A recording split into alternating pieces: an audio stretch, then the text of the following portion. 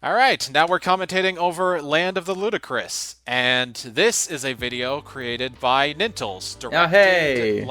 Directed, written, created, all of that was Nintles. So Yeah. if you're wondering, like, wait a minute, Zay, if this is Nintles' creation, why are you commentating over it? And short answer, I'm desperate for content. Aren't we all?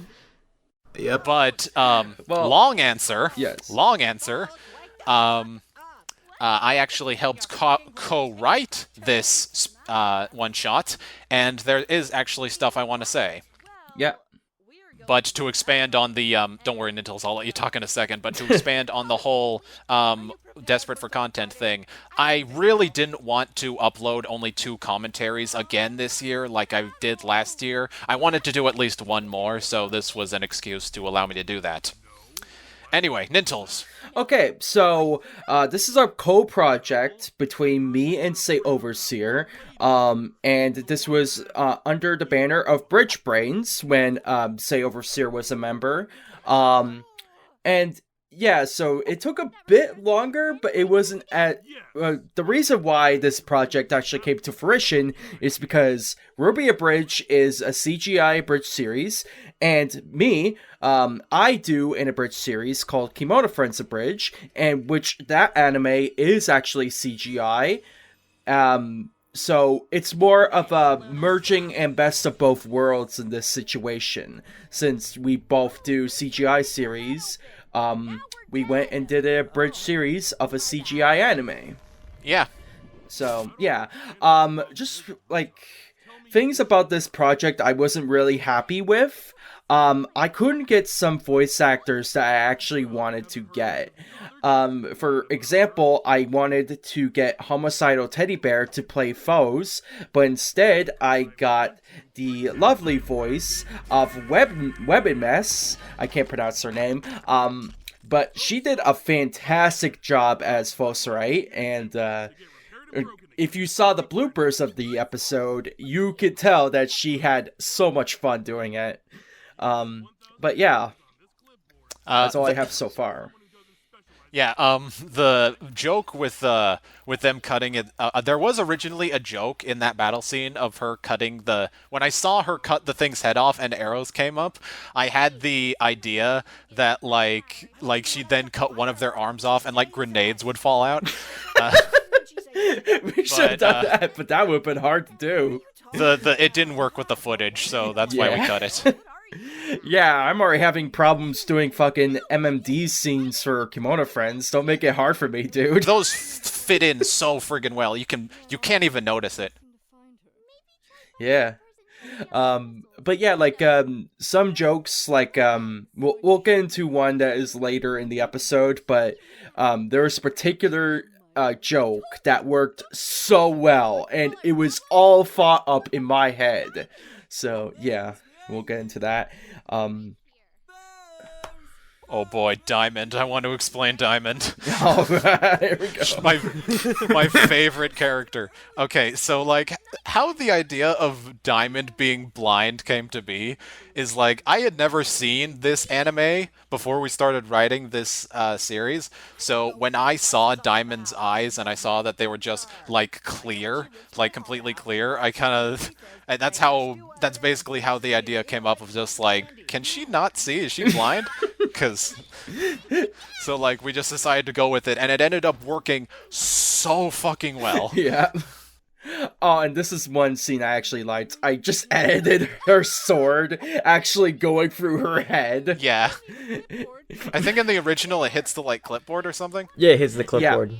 This is our Halloween costume party. Do you want to join in? But yeah, like, there's certain jokes here. Like, the advantage of this series is that, like, I am able to lip flap it, but at the same time, like, some of the motion, it's almost like Ruby in a way, and, like, the motion's, like, way too fast for, like, precise lip flaps. Yeah, so exactly. It's more of, Yeah. it's almost like a merger of the 2 different type of styles. So that's basically why, I put, ZehOverseer's name into it, because it's, like, more just a merger of those type of styles.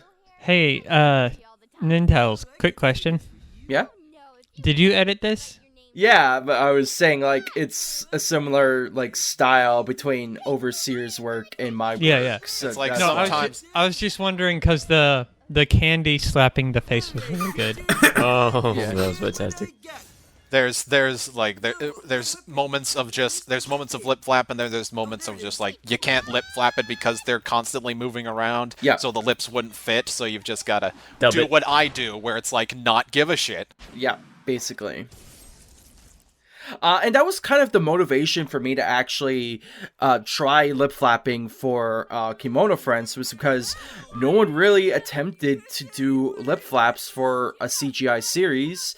But kind of in a way, I cheat with Kimono Friends, so it's kind of different, but like... yeah, like with this, like there's some points where they're standing still, I could do it, but there's points where they aren't standing still, and that's where I'm just like, fuck it. Yeah. Main character, you edited Ruby. Yeah. I can hear you sighing when we talk about Well, like, he's like, man, no lip one's- flaps in Ruby are hard. Yeah, he's like, no one's ever tried to make mouth flaps for 3D models. I'm like, we tried. Yeah. You're looking at the guy who actually attempted and actually succeeded, but in a way, I kind of cheated, so... Yeah, no. I was either going to do it. I was actually going to use a 3D model in Blender, animate it saying the vowels that we needed, and then just cut out the angles that we needed for each fucking person. Oh But I God, was why like, would you okay, do that? this is too That's much like a work. long process. Like one. Yeah. That is way more hardcore than what I try to That do. is way too much. Yeah. Way So more hardcore. Yeah. I was like, yeah, let's not. You do might as well just make an original character from that instead, Right. rather than having to. Well, flaps. if you notice, sorry, I know we're looking at your thing, but this came up. So, if you notice in the first trailer we released, we had like an actual 3D animated thing that was parodying Deadpool. I animated all of that. I found a free model and just did that. So that turned out pretty nice. I wanted. Okay, Cinnabar. I was originally supposed to play Cinnabar. Yeah. But this was at a point where I think I had just finished recording for episode 8 of Ruby Abridged, and it was at a point where I'm just like, I never want to voice act again. Because, like, I really don't enjoy voice acting. I only voice for Ruby Abridged because I have to. I've sort of gotten over that. I'm more willing to voice in people's projects now, but at the time I was just like, I absolutely do not want to do it. So who did we get instead to voice Cinnabar? Because I think they did better than I ever could. Poptimus. Poptimus. Poptimus Prime. He is one of the co-creators of Gurren Lagann Abridged. But yeah, like, I wrote this character with Catgirl's voice in mind. So that's why I was like, fuck, I wanted to get Overseer for it because, like, that was the voice that was in mind.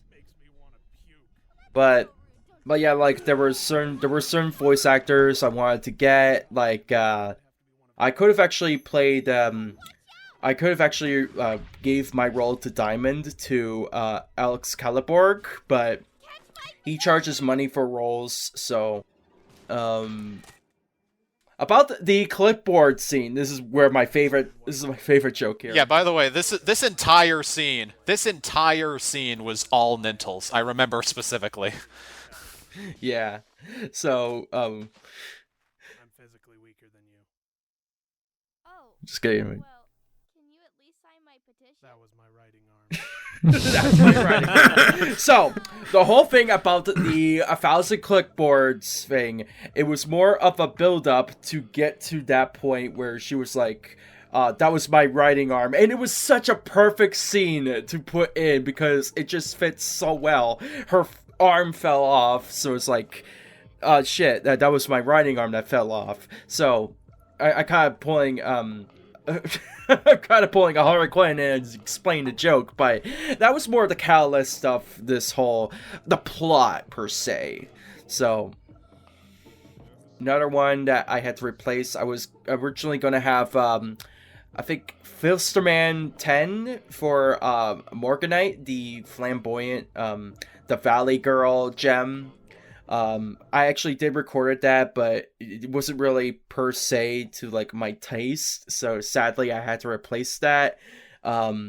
and I felt really bad because he actually poured his heart into that, and I felt really sorry about that. But it was just more like a personal choice. Other characters I could have chosen. Let me just. I think. Ali Floro was supposed to yeah. voice. Oh, really? I know Ali Floro. Yeah. Well, Ali Floro was supposed to play Bort, but we actually ended up getting Kachi, who plays I think Nora in her Noragami Bridge. Oh, she sweet. actually did a pretty good replacement for Ali Furo's type of screaming. It actually, I think everybody did great. yeah. But we did get Grimjack for like 2 lines. Oh yeah, thankfully, because Wildcard actually was recording him at the same time, so we were able to get Grimjack. But yeah, like this is a project I think could have been better, but for what it was a pretty good project. Well, you did good. You did good. Yeah. Oh yeah, I'm really proud of this.